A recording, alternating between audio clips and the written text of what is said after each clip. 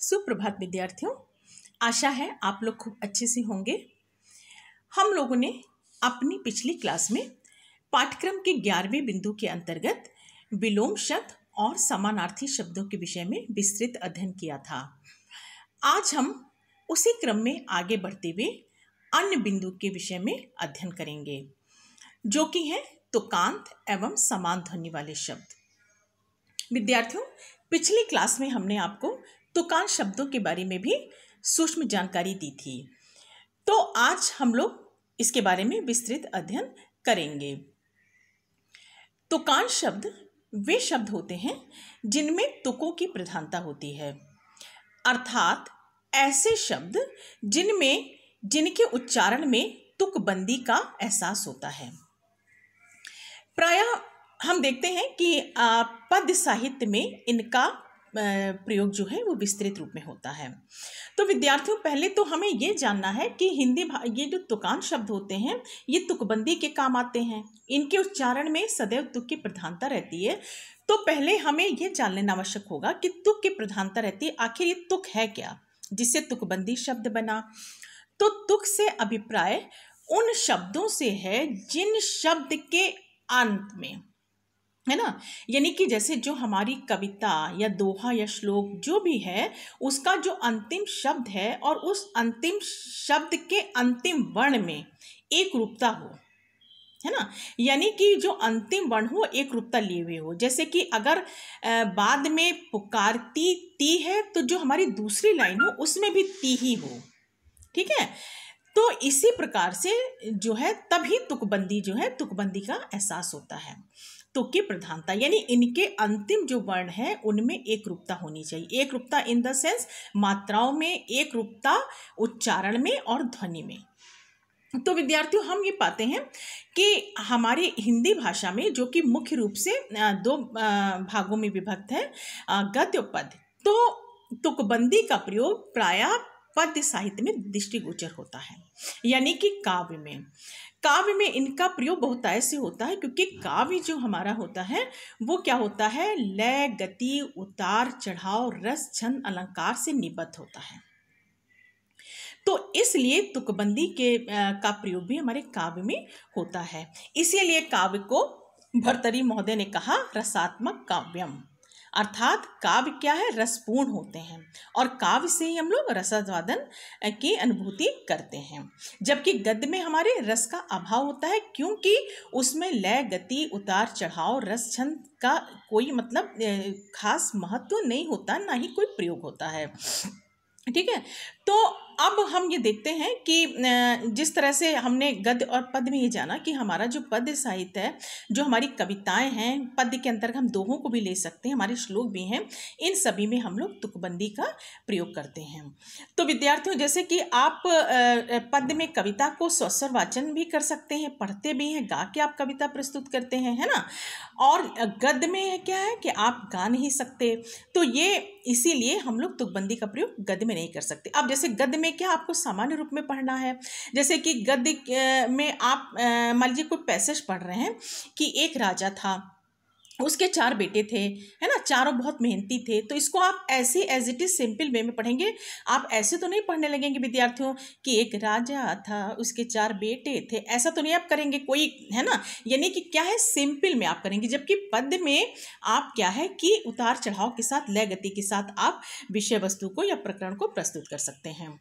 तो अब विद्यार्थियों, हम ये देखते हैं कुछ तुकबंदी शब्दों के हम यहाँ पे उदाहरण लेते हैं और आपको ये बताते हैं कि देखिए ये इन शब्दों के जो शब्द हैं, इनका जो अंतिम वर्ण है वो मात्रा के दृष्टिकोण से, ध्वनि उच्चारण के दृष्टिकोण से बिल्कुल समान है, इनमें एक रूपता है। जैसे कि हमने शब्द लिया बंदर अंदर, है ना, बंदर अंदर, आया गया, है ना, लाया, खाया।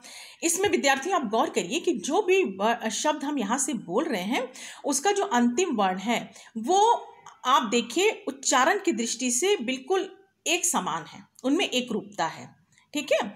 तो यानी कि अगर माया में या है उस पर बड़े आ की मात्रा है, तो साया में भी या है, बड़े आ की मात्रा आप अपनी स्क्रीन पे देख सकते हैं, ठीक है। इसी प्रकार से अंदर और बंदर मैंने 2 शब्द लिए, इसमें आप देखिए कि जो बात का शब्द है वो बिल्कुल मात्रा से रहित है और बिल्कुल दोनों में से एक जैसी ध्वनि उच्चारण करने पे आ रही, अंदर बंदर। ठीक है, इसी प्रकार से जैसे हम कहें दुष्ट, पुष्ट, है ना, रुष्ट, तो इसमें आप गौर करिए कि ये जो तीनों शब्द मैंने यहाँ से उच्चारित किए, इनकी लास्ट वाले वर्ण की ध्वनि जो है क्या है, ध्वनि समान है। ठीक है, उच्चारण की दृष्टि से इनमें एक रूपता है। तो इस प्रकार विद्यार्थियों हम ये देख रहे हैं कि ये शब्द जो हैं हमारे क्या है, तुक, ये तुकांत शब्द हैं, बल्कि इनके अंत में क्या है, तुक की प्रधानता हो रही है। इसी प्रकार से झटपट, नटखट, है ना, झंडा, डंडा, अंडा, ये ऐसे शब्द हैं जिनके सब जो वर्ण अंतिम वर्ण में बिल्कुल एक रूपता के दर्शन हम लोग को हो रहे हैं। तो विद्यार्थियों हम टुकड़ों में इसको समझते हैं। पहले हमने शब्दों में समझा कि ये तुकांत शब्द क्या है। अब मैं आपके कंसेप्ट को यानी इस संप्रत्यय को और स्पष्ट करने के लिए आपको एक कविता का उदाहरण देती हूँ और एक दोहे का उदाहरण देती हूँ। जैसे कि मैंने आपके सामने एक दिनकर की मैं कविता जैसे प्रस्तुत कर रही हूँ, इसमें आप गौर कीजिएगा कि किस तरह से तुकबंदी है। ठीक है, जैसे कि कविता है हिमादि तुंग श्रृंग से प्रबुद्ध शुद्ध भारती, है ना, हिमादि तुंग श्रृंग से प्रबुद्ध शुद्ध भारती, स्वयं प्रभा समुज्ज्वला स्वतंत्रता पुकारती, स्वयं प्रभा समुज्ज्वला स्वतंत्रता पुकारती। तो इस कविता में विद्यार्थियों आपने देखा कि जो मेरी पहली लाइन थी प्रबुद्ध शुद्ध भारती, ठीक है, भारती, जो भारती शब्द आया इसका जो अंतिम वर्ण था यानी अक्षर था ता और उस पर बड़ी एक की मात्रा का प्रयोग हुआ था। इसी प्रकार से इसी कविता की जब मैंने दूसरी लाइन उच्चारित की तो हुआ स्वयं प्रभा समुज्ज्वला स्वतंत्रता पुकारती। अब विद्यार्थियों यहाँ गौर करने वाली बात है कि भारती पुकारती दोनों ही शब्दों में जो आखिरी वर्ण है वो एक समान है और उसमें एक ही तरह की मात्रा का प्रयोग हुआ है जिससे कि तुकबंदी नजर आई है। तो इस तरह से हम ये देखते हैं कि तुकबंदी का हमारे पद्य में, हमारी कविता में, हमारे श्लोक में, हमारे दोहे में बहुत महत्व है। अगर तुकबंदी नहीं होगी तो हम उसको उच्चारित लय के साथ नहीं कर पाएंगे और जो हमारा पद्य का मतलब जो आशय है यानी लयबद्ध, स्वरबद्ध, गतिबद्ध, है ना, वो अपूर्ण रह जाएगा। तो इसी प्रकार से विद्यार्थियों हम एक दोहे का उदाहरण भी आपके सामने प्रस्तुत करते हैं। जैसे कि मैंने एक दोहा कहा, रहीमन पानी राखिए बिन पानी सब सून, है ना, रहीमन पानी राखिए बिन पानी सब सून, पानी गए न उबरे मोती मानस चून। तो अब हमने विद्यार्थी यहाँ पे देखा कि रहीमन पानी राखिए बिन पानी सब सून, तो जो हमारा आखिरी शब्द है इस दोहे का सून, इसका में आप देखिए कि अंतिम वर्ण जो है एक तरह का है, ना में कोई मात्रा नहीं, बिल्कुल सिंपल, और सा जो है उसमें बड़े की मात्रा का प्रयोग हो रहा है ना। तो दूसरी लाइन जब हमने दोहे के लिए पानी गए न उबरे मोती मानस चून, तो सेम मतलब स्थिति आई कि चा में बड़े की मात्रा का प्रयोग हुआ और ना बिल्कुल सिंपल बिना मात्रा के। तो यहाँ पे हमारी तुकबंदी स्पष्टता नजर आ रही है और इसीलिए हम इसको लय के साथ अपनी गति के साथ हम इस दोहे को पढ़ पा रहे हैं कि रहीमन पानी राखिए बिन पानी सब सून, पानी गए न उबरे मोती मानस चून। इसी प्रकार से तो विद्यार्थियों ये आपने कुछ शब्दों के उदाहरण के बाद एक कविता और एक दोहे का उदाहरण देखा, तो आपको यहाँ पे अब समझ में आ रहा होगा कि तुकबंदी किस तरह से होती है और किस तरह से इनका प्रयोग होता है। एक उदाहरण हम इसमें आपको और दे देते हैं, आप इसको ध्यान से देखिए कि रहीमन धागा प्रेम का मत तोड़ो चटकाए, है ना, रहीमन धागा प्रेम का मत तोड़ो चटकाए, जोड़े से फिर ना जुड़े, जुड़े जो गांठ पड़ जाए।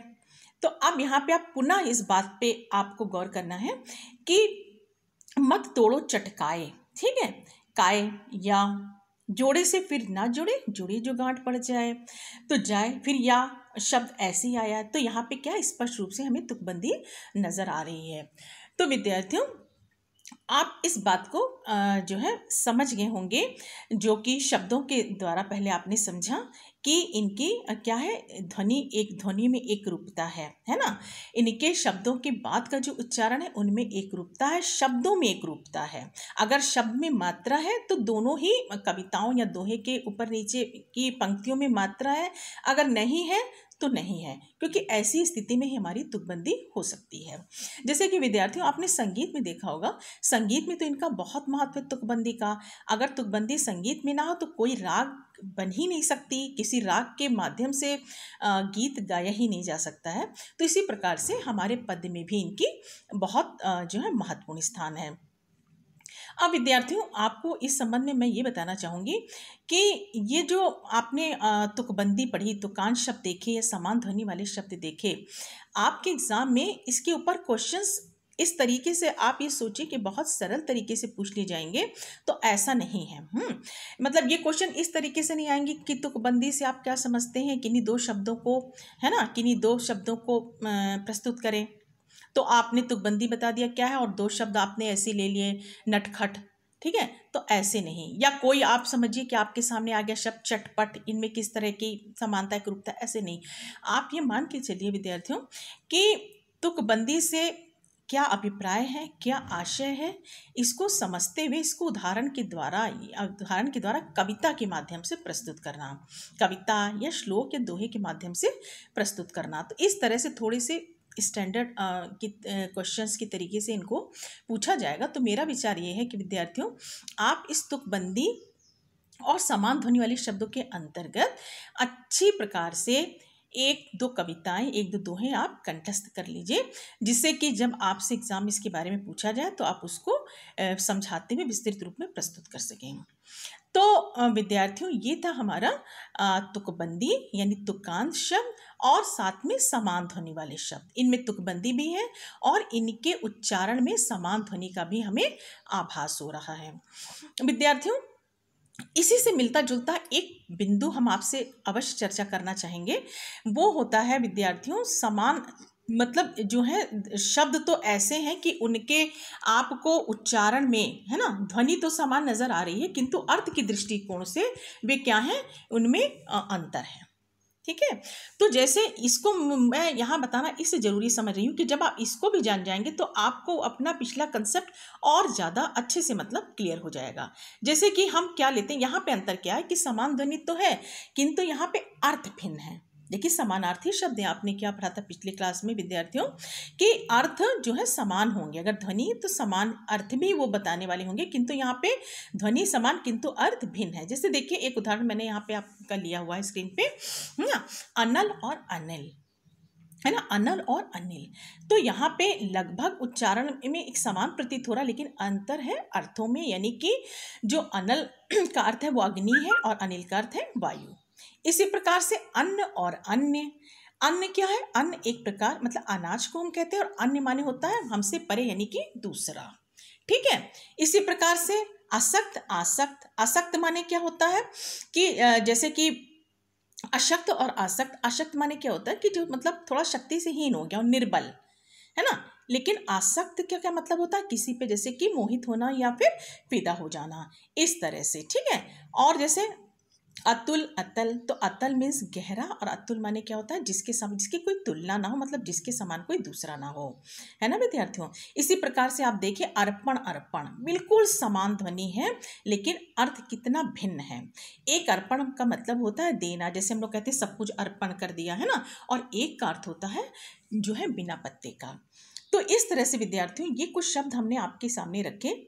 जैसे अंश, अंश, तो अंश का मतलब होता है भाग, जैसे हम लोग कहते हैं भाई ये आपका अंश है, और अंश माने कंधा।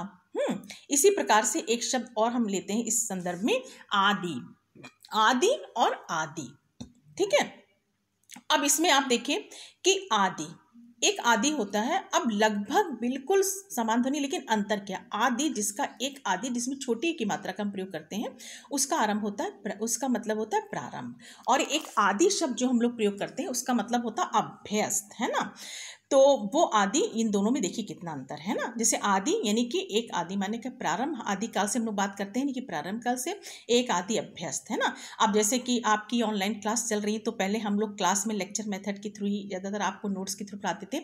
अब जैसे हम लोग ऑनलाइन क्लासेस आपकी ले रहे हैं, तो हम लोग भी शुरू में प्रारंभ में इस चीज़ को वो समझते थे, है ना। जैसे एक का अर्थ है आदि का प्रारंभ, प्रारंभ में हम लोग इस चीज़ को दुष्कर समझते थे या नया समझते थे, लेकिन आदि, अब आदि हम लोग क्या है, इस प्रक्रिया से आपको पढ़ाने के हम लोग क्या हो गए हैं, आदि हो गए हैं।